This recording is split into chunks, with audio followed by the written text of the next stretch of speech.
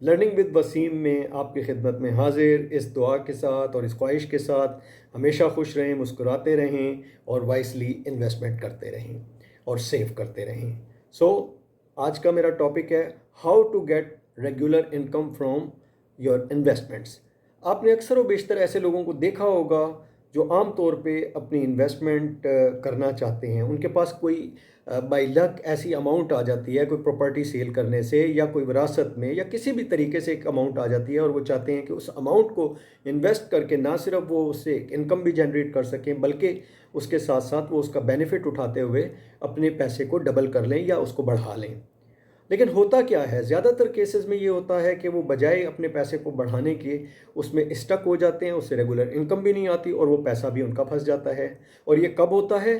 जब उसमें से कुछ स्मार्ट लोग ये सोच के इन्वेस्टमेंट करते हैं कि प्रॉपर्टी तो बड़ी अच्छी जा रही है, सिर्फ प्रॉपर्टी में इन्वेस्ट कर दो बस, उसके बाद आप 2-4 साल बाद आप उससे मल्टी मिलियनर बन जाओगे। लेकिन होता इसके बरक्स है और वो प्रॉपर्टी में पैसा फंस जाता है, प्रॉपर्टी सेल नहीं होती और एट द एंड उनको उसमें लॉस होता है, या अगर लॉस नहीं होता तो उनकी अमाउंट स्टकअप हो जाती है। In the same manner stock market में वो सुनते हैं कि बड़ा पैसा है, बहुत पैसा है, इन्वेस्ट कर दो, इन्वेस्ट कर दो, वो फ़ौरन इन्वेस्ट कर देते हैं और रिजल्ट क्या होता है कि उनकी एक्सपर्टीज़ नहीं होती, मार्केट में करेक्शन आती है, जैसे ही करेक्शन आती है वो लोग फंस जाते हैं और अपनी इन्वेस्टमेंट को वो बचा भी नहीं पाते और उसके साथ साथ उनकी कोई सोर्स ऑफ इनकम भी नहीं रहती।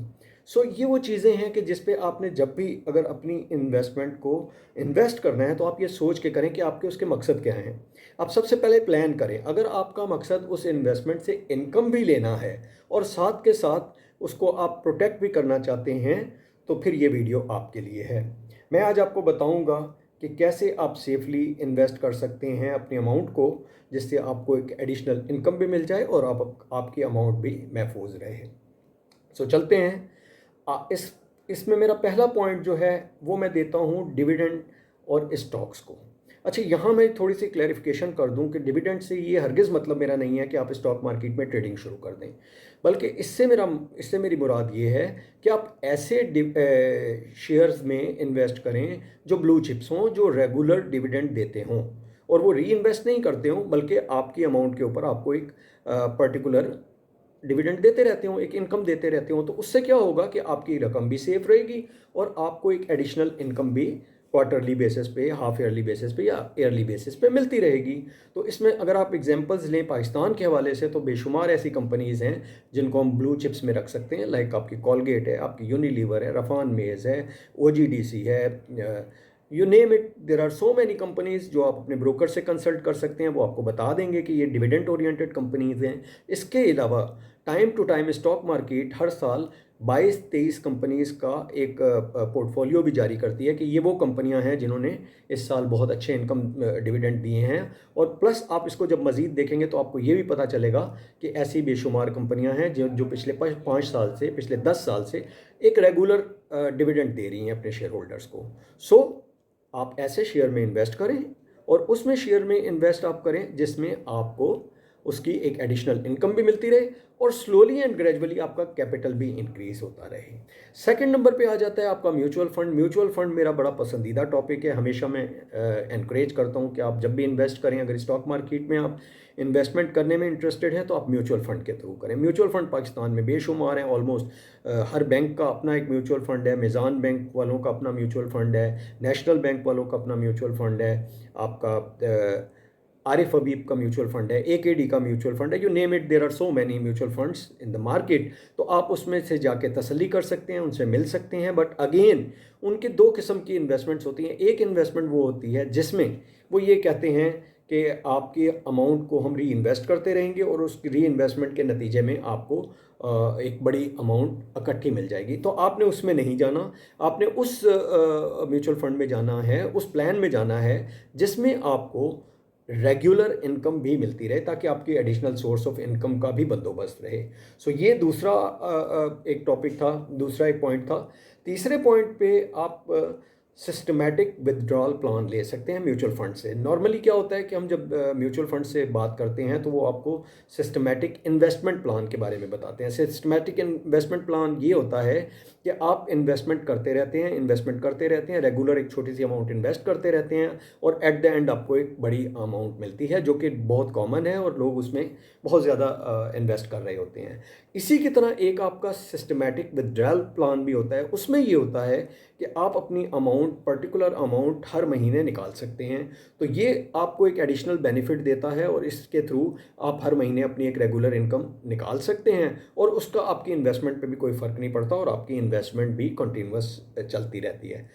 नेक्स्ट पॉइंट पे मैं आता हूँ। नेक्स्ट पॉइंट बड़ा इंपॉर्टेंट पॉइंट है, क्योंकि ऐसे लोग जो ये समझते हैं कि हम लोग स्टॉक मार्केट में या म्यूचुअल फंड में इन्वेस्ट नहीं करना चाहते, तो उनके लिए मेरी गुजारिश ये है कि वो सबसे पहले अपने पैसे को, अपनी इन्वेस्टमेंट को सेव करें। और उसको कैसे सेव कर सकते हैं? वो फिक्स डिपॉजिट के थ्रू सेव कर सकते हैं, सेविंग अकाउंट के थ्रू सेव कर सकते हैं, वो ख़ास डिपॉजिट सेविंग अकाउंट के थ्रू सेव कर सकते हैं। नेशनल गवर्नमेंट की नेशनल स्कीम्स हैं, उसके थ्रू वो ख़ास डिपॉजिट सर्टिफिकेट और दूसरे सर्टिफिकेट लेके अपनी अमाउंट को सेव कर सकते हैं। तो ये बड़ा ज़रूरी है। जब तक वो इस चीज़ को एनालाइज ना करें कि उन्होंने अपनी इन्वेस्टमेंट को कहाँ इन्वेस्टमेंट करनी है, तो उस वक्त तक वो अपनी इस इन्वेस्टमेंट को जो उनके हाथ में है उसको सेव करने के लिए फ़िक्स डिपॉजिट में या फिर कौमी बचत की जो मुख्तलिफ़ स्कीमें हैं नेशनल सेविंग्स के नाम से, उसमें इन्वेस्ट करें, जिसमें से वो एक पीरियड के बाद अपनी अमाउंट कभी भी चाहे निकाल भी सकें और उसके साथ साथ उनकी अमाउंट सेव हो जाए। इसके बाद जो नेक्स्ट मेरा पॉइंट है उस पे मैं आता हूँ, तो वो आपका है रियल इस्टेट के हवाले से। देखें, पाकिस्तान में इस वक्त कॉन्सेप्ट ये है कि आप ज़्यादातर इन्वेस्टमेंट सिर्फ अगर रियल इस्टेट में आप समझते हैं कि जी रियल इस्टेट में तो बड़ा पैसा है और मैंने तो करना ही रियल इस्टेट में है, तो उसके लिए मेरा मशवरा ये है कि फिर आप रियल इस्टेटमेंट में डायरेक्टली ना जाएं, बल्कि रियल इस्टेट की जो इन्वेस्टमेंट है, लाइक म्यूचुअल फंड्स हैं जिसको RIET कहते हैं, real estate investment mutual funds, उसमें इन्वेस्ट करें। इस वक्त पाकिस्तान में जो अवेलेबल रियल RITs हैं वो आपके आरिफ हबीब, डॉल्मेन मॉल और इसके साथ साथ AKD और TPL सिक्योरिटीज़ वगैरह हैं। तो आप इनमें इन्वेस्ट कर सकते हैं, इनके बारे में स्टडी करें और इसमें आप इन्वेस्टमेंट कर सकते हैं। ये बहरहाल आपकी फ़िज़िकल रियल इस्टेट में इन्वेस्ट करने की निस्बत ज़्यादा सेफ होगी और प्लस इसमें आपको एडिशनल इनकम भी आती रहेगी। इसके साथ मैं अपने आखिरी पॉइंट पे आता हूँ, जो कि बड़ा नॉन कन्वेंशनल है और आम तौर पे हम इसको कंसीडर नहीं करते, लेकिन आप इसको कंसीडर करें अगर आप चाहते हैं कि आपकी इन्वेस्टमेंट सेफ भी हो और फ्यूचर में बढ़े भी और आपको एक रेगुलर इनकम भी दे। तो ये मेरा पॉइंट है मनी लैंडरिंग। नॉर्मली हम पैसा किसी को उधार नहीं देते, तो आज से आप इस पर भी काम कीजिए और अपना पैसा उधार देने के बारे में सोचिए।